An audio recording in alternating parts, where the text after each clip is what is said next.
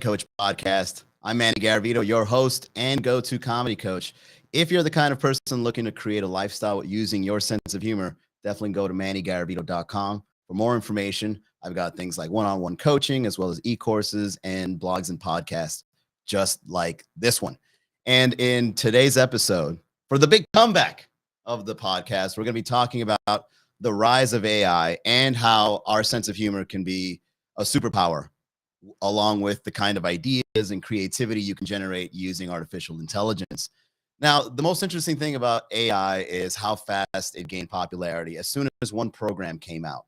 It wasn't always like this. AI has always been around, but now it's gotten so popular that the common person can now access it so easily. And there's a lot of speculative talk about, some jobs are now threatened. Why do you need a lawyer if you can just write up legal documents through this chat box?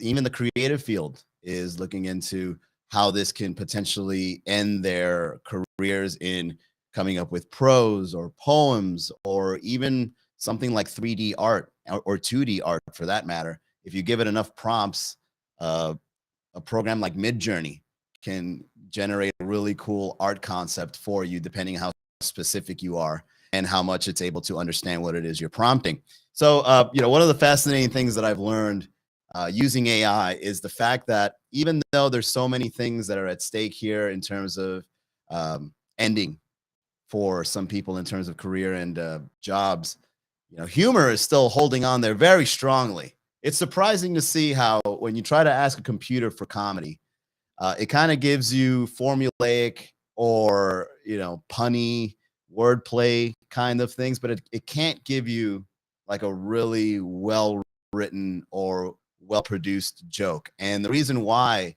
is because when you only have text and you can't emote or you don't have any emotion or way of presenting or delivering some kind of comedy, it's kind of lackluster. So for those that are interested in understanding your sense of humor or getting into the comedy world, yet again, we have another upper hand in society because there's no better way to express yourself as a human being than to understand your sense of humor. AI isn't going to take if you're really good at writing jokes or creating comedy scripts or anything humorous at all, AI is still lacking to catch up to what it is that you do. So in this podcast, I kind of want to explore some of the topics of, what it's like to be more human than ever before now that such mundane tasks have been taken over by such an easy program like a chat box. Like, remember, my first understanding of a chat box was when AOL first came out, and I would go in and, instant message some of my friends from high school on this little chat box, and you would have like a back and forth, but you would have to wait for your friend to get online in order for you to have that interaction. Now you can have a decent interaction with something that's not alive. I mean, it looks like it's alive. It comes off as if it's alive, but it doesn't really, it can only give you really good ideas. And so even education, the educational space is wondering how they're going to handle AI when you've got students writing whole papers and essays using this program. It's just incredible to see.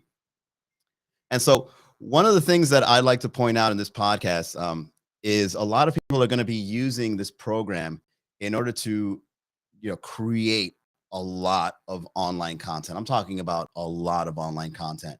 And we're talking from things from tweets, memes, sketches, even podcast outlines like talking topics or anything of that kind of idea or factor where you can just say something. Hey, give me 5 good ideas about a particular topic, and it'll give you talk about these things, and you right there instantly you have a podcast episode that can be recorded or that can be placed on a reel or a TikTok or whatever. And so what is it that's going to separate you from all the other creators out there when it comes to this tool being used in mass? Like, there's so many people using this program now. How can you stand out? Well, I've got the answer for you, and that is having a great sense of humor and writing comedy. So imagine, let's say, for example, you were to get into the tech space and you want to talk about, mouse and a keyboard, and you're selling products about a mouse and a keyboard. and you sell the same kind of products, Logitech, Intel. I mean, whoever creates, whoever creates these kinds of hardwares, you as a person that creates content related to this space can stand out from all the other people talking about this stuff by expressing yourself and being more emotive and writing a good joke about mouses and computers and keyboards and stuff. And that'll separate yourself from 99% of all the other people out there creating the same kind of content or in the same niche as you do, because anyone can now come up with content ideas with this program. But it's your personality, it's your intention, it's the way you come off and the way you do things and how creative you are, apart from how creative this thing can get you already. And so some of the things that I'd like to point out, for example, when it comes to the humor side of things is, for example, like I wrote a joke using AI. All right, a couple of jokes here. And I asked AI to write me some jokes, and this is what it wrote. Here's some examples. So why did the computer get cold? Because it left its windows open. Why did the Cuban sandwich go to Miami Beach? To become a tanwich. Now, you know, it's very formulaic. It's punny. There's wordplay involved. But what makes it funny is, you know, the charm of how simplistic it is. There's not a lot of complexity involved other than the fact of what word can go into sandwich when they goes to Miami Beach. Oh, tandwich, right? So these kinds of things kind of layer each other, and you can write a decent punny one-liner dad joke. All right, but it's the delivery that makes the difference. Okay, so you know, dad jokes are now going to be well, I wouldn't say obsolete, but like those for all the dads out there that are telling dad jokes, you know, your jobs are really threatened right now. AI is about to take over dad jokes. All right, there's going to be machines at Applebee's that you could just prompt it. You know, there's like a screen next to the table, and then that prompt will give you a nice, decent dad joke, and then maybe your dad can like write it down for later. Right? Dads will be stealing dad jokes from AI soon enough. That's just my theory. I'm just saying. All right. So then, even though it's formulaic, it's pun-heavy joke writing, it's also a bit robotic. Okay, there's something missing there, and that's the human element. And when you look at something that is humorous or a little more outlandish when you write comedy, and we look at something like a short anecdote about a funny story or a funny hypothetical movie, I wrote this, and this came out a bit more funnier and a little more complex. I wrote, write a funny story anecdote about how humans survive an AI apocalypse saying dad jokes. And here's what it wrote. As the AI apocalypse loomed, humanity was desperate for a way to survive the relentless onslaught of machine intelligence. But no matter how many advanced weapons they developed, it seemed like they were always one step behind. That's when one brave soul stepped forward with a simple solution: dad jokes. At first, the idea was met with skepticism. Could a well-timed pun or groan-inducing one-liner really save humanity from extinction? But as the robots grew more and more advanced, it became clear they were no match for the power of a good dad joke. Soon, entire armies of humans were deployed, armed only with their wits and their terrible sense of humor. Why don't scientists trust atoms? They would yell at the machines. Because they make up everything. And against all odds, it worked. The robots, unable to comprehend the sheer stupidity of these jokes, would pause for just long enough to allow humans to launch their attacks. What do you call a fake noodle? They would shout, an impasta. In the end, it was a victory for humanity. And as the robots lay in smoking ruins, the survivors couldn't help but laugh at the absurdity of it all.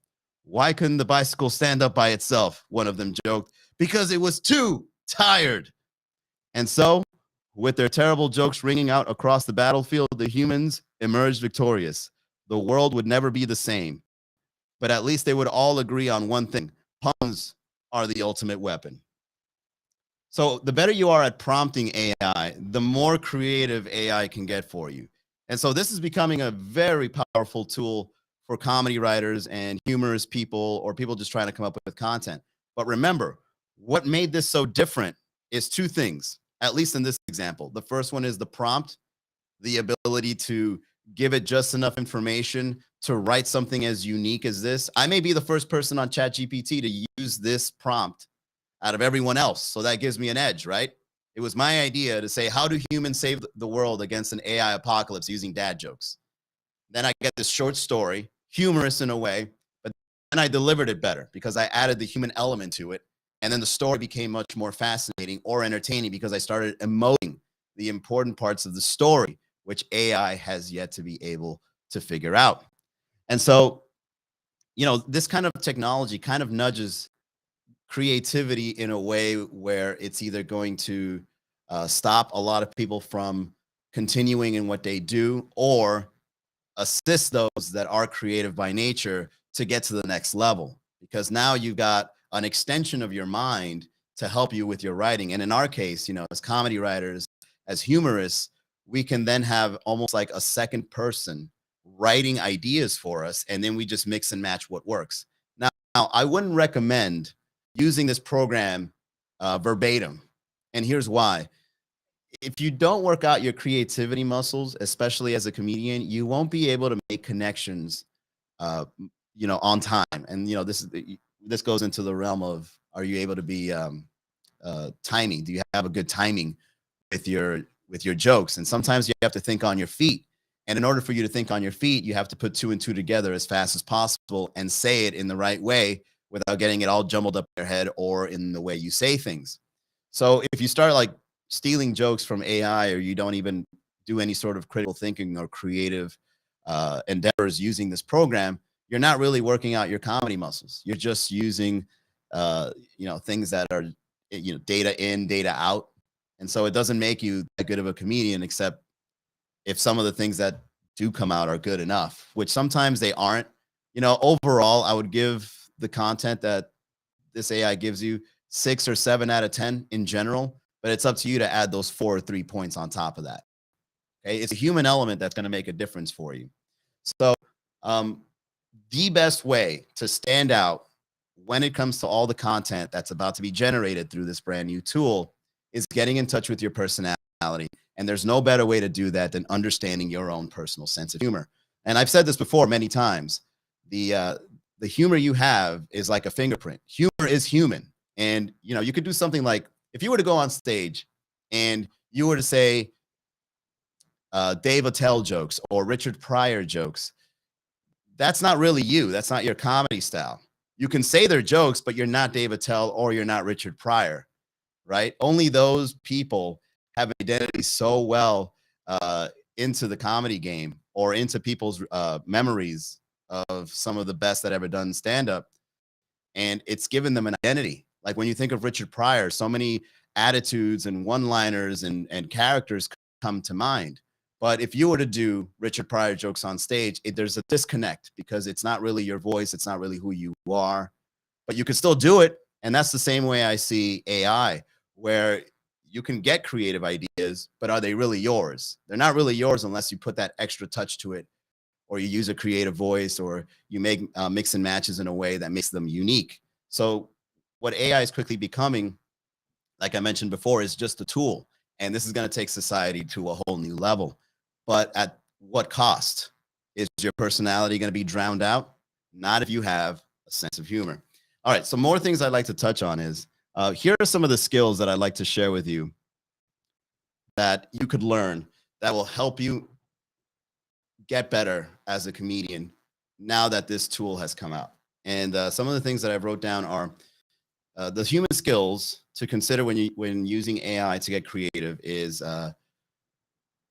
learn how to tell a good story. There's a lot of books out there that will show you how characters, the way they're emoted, maybe even putting emphasis on certain words, using your body language, things like that. Whenever you tell a story, even how to use your voice, you can really bring the story to life. And in people's minds, whenever you relay a story, they can really be captivated by it or inspired by it or excited by it. So learn how to tell a good story is a really good human skill to have now in the age of AI becoming popular. Another thing to do is learn how to talk to a camera.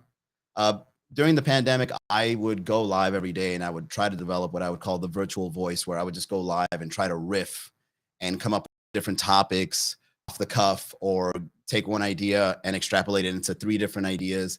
And this is a really cool skill to have, like being good on camera, being able to riff, extrapolate it ideas on the fly, being confident of you. This is really cool to have. This is a really cool skill to have during this era of AI emerging, because it allows you to streamline the process of creating content now that you have a pool of ideas in front of you. So learn how to emote, have more presence. Sometimes being charismatic is just, are you in the zone? Are you in the moment? Are people watching you and paying attention to you? Using your voice and body language, all these little details and nuances, trigger certain things in people's minds. There's a thing called like mirror neurons that, depending on how you feel or emote, it makes the person feel or emote the same way. Okay. So whenever you communicate or create content using your voice or your body, make sure you use as much layers of human communication and connection as possible. Okay. So study things like body language, mastering your voice, being charismatic, learning how to emote. All these things will allow you to stand out way more than the competition that are in your niche now that we've got this tool in our fingertips. All right. But most importantly, the most important skill, in my opinion, now that all this is emerging, is the ability to think critically and the ability to put two and two together in a very unique way. So usually that's a very basic way to get creative, is when you get two ideas, you put them together and you come up with a unique one. All right. But sometimes that takes a little bit of critical thinking in order to see how two, like oil and vinegar coming together to create something different, right? Sometimes it just doesn't make sense. And, you can get frustrated and just quit altogether. But if you look deep enough, sometimes there's just something there that not a lot of people see. And then when you bring it up to light, people are like, oh, that's great. I never even thought of that. So critically thinking in terms of how your creativity works, and everybody has their own method of being creative. All right. This is just an extension for you to figure that out. Better prompting, meaning the more specific you are, the better results you get using a tool like this. Like how I told you the story about dad jokes saving the world during an AI apocalypse. Like the more in-depth you are in your thoughts and the more sophisticated you are in prompting the AI, the better and more refined stuff comes out, right? If you do something generic, like tell me a story about humans surviving an AI apocalypse, it'll tell you something completely different, right? But if you were to say something like surviving the AI apocalypse using dad jokes, you get something different than the generic version of a story. All right. So that's another skill that you can learn during this era, is knowing how to prompt and get really critical into what ideas you are putting in for the program to start extrapolating. And also being more aware of your data, being more aware and capturing your comedic ideas is more important than ever before. All right. Back then, a lot of people, when someone says, oh, I want to be a comedian, the generic advice is, do a lot of writing, capture your comedy ideas, so on and so forth. Now you have to do that more than ever before. Like the bigger the archive of comedy ideas you have, the way better results you can get in AI to mix match some even funnier ideas than what you thought of at first. All right. So make sure you use a voice recorder or are using a notepad. I prefer something digital. Okay, so then maybe you can search it. So use something like Evernote, or maybe just use the notepad that's already in your phone, and just every single day start capturing ideas and archive them, tag them, so you know when to go back and look for it, and then go into the tool and start seeing what other ideas can extrapolate from your original idea. It's still unique. Remember, AI is just a tool to help you extrapolate what you already thought up. Okay, it can give you ideas, but it's your unique sense of humor that's going to make this. That's going to be better using this tool. All right. So if you got a good sense of humor, this tool will make it even better. It'll help you get to the next level. Okay. And if you don't have a sense of humor, maybe it'll help you extrapolate an idea of a sense of humor, right? So everybody starts on different levels. And then last but not least, another important skill to have to use your sense of humor with an AI tool is the ability to understand what the gems are. Okay. So like, for example, if somebody goes out and, sees a pile of gravel, somewhere in the mountains, you got to go in there and you got to find the gems. You're not going to take all the stones and hopefully when you get back, like, I hope there's gems in here. You're going to do it right then and there, right? So you're going to go into the AI program. You're going to start seeing the gems that are in there. And you're going to start taking those out and then adding it to your archive. Okay. And make sure you're able to separate the two. your own ideas and the ideas extrapolated by AI so that you can then find an even cooler combination because you know what's yours. All right. So being able to decipher what the gems are is another great skill to have now that this program is becoming more and more popular, and comedians are definitely going to jump on board. But this is particularly more for more. This is particularly more for the people that want to stand out during the era of AI. Okay, your sense of humor is going to be the biggest game changer now more than ever before. So before I end this podcast, I just want to say that I wrote um, why AI can't be as funny as humans. And here's what it wrote. And this is a pretty fascinating response. It says, artificial intelligence is not inherently funny. It is a tool that can be used to perform a wide range of tasks, but it does not have the ability to experience emotions or understand the concept of humor in the same way humans do. However, AI can be programmed to recognize patterns in language and generate responses that might be perceived as humorous by humans. For example, AI programs such as chatbots or virtual assistants can be trained on large data sets of jokes and other humorous content. And they can use this knowledge to generate responses that might be perceived as funny by humans. It's important to note that the humor generated by AI, is often based on simple patterns and may not be as sophisticated or as nuanced as the humor that humans create. In addition, the effectiveness of AI humor can vary greatly depending on the specific algorithm and training data that are used. Okay, so humor is now going to be a universal language where if something's funny, it's funny. Okay, and the more human your humor is, the better it's going to be. And humor starts as basic as something as like physical humor. If you look at Charlie Chaplin's history and the way that he was able to captivate the whole world using anything but his voice, I mean, that's impressive on its own. Like that goes to show you how humor can really be expanded to bounds outside of language. And then, there's another level to humor where language is more involved, such as, puns and funny stories, one-liners and all that. And then you get into even more advanced interactions using humor, such as observations, political satire, calling out the irony in things. But I think humor is going to be pushed to the point where it's probably going to be one of the best ways to cause social reform.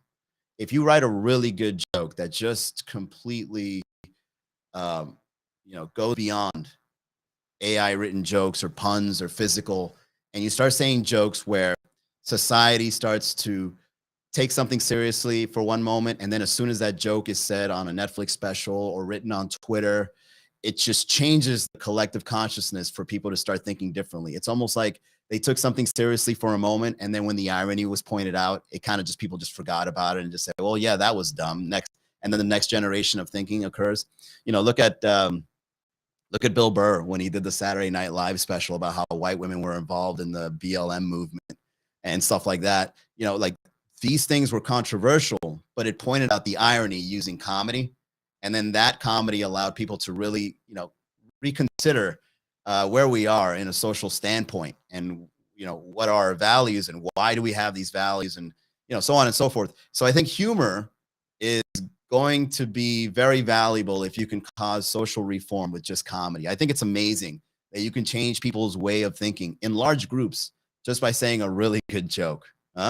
So definitely something to consider if you want to stand out with the rise of AI is making yourself more valuable as a human. And like I mentioned earlier in this podcast, humor is human, and the more human you are, the better you are in becoming valuable. Especially now that everything is going to be text-based and copy and pasted, and everyone's going to start releasing a lot of content, and it's just going to be verbatim based on what they generate.